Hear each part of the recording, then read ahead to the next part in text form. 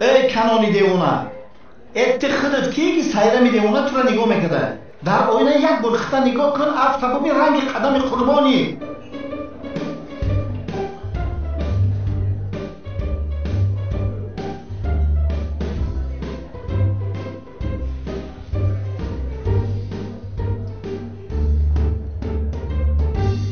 شوکت بشی قدم قربان الرگی داره شما شوکت شو باجوی بشی حاضر هر دوی امان را میکشد خاموشی قربانی چشم را سمی میدونی اینجا چی گپ جوره در حقیقت باور کردم که اکه کنون گشنشینی اعلام کرده گشنه بود اگر این مرا میکشید خدا را شکر موی تمام سیخیست اوه علیکم سلام هجری بیا هجری جان اینجا بشین هجری خوش آمدی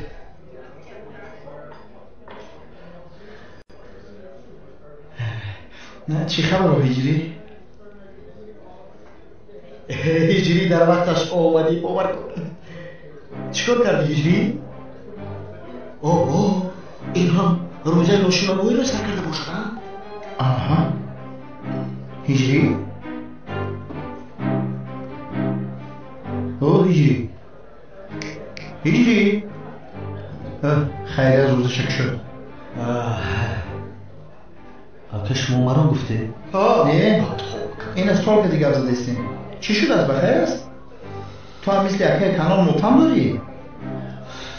نپرس که شوکت نپرس آخر خانواده سنم رو راضی کردم ولی خانگی های ما هیچ راضی نمی شود آخر من که خاندار نمی شود سری قاب مونده ای بیامون هجری از برای خدا بهودگویی نکن خانگاه دختر راضی باشه خانگاه خودتون چیکار میکنی خاندار شدنگی؟ که شوکت نمی شود مادر سنم میگوید که اگر والدانت به خواستگاری سنم نآید دخترم را به تو نمیدهم اصلا خانگاه شما که خواستگاری نرون این عیب ما نیست هجری بی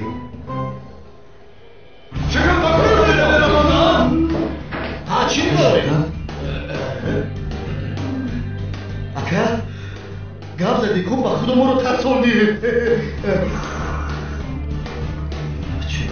با فکرم دولین یکی شوکت پس شده جیم بزند کنان در درنی ما جیم در آوردی که چیکار خانواده ای تو برای خواستگاری سنم نمیروم نه؟ خانواده ای تو با خواستگاری سنم میروم سیرمی دیوانه باشد عظمت میشود آخر که کنم کار چخل میشود اینجا را خانه عقلی نکاح میکنی بهترین فکر چخیل بهترین فکر سمی تو ایران چی فهمیدی؟ من نفهمیدم سلام و هجری شعبه عقد نکاح جوانان چکر شده؟ بهترین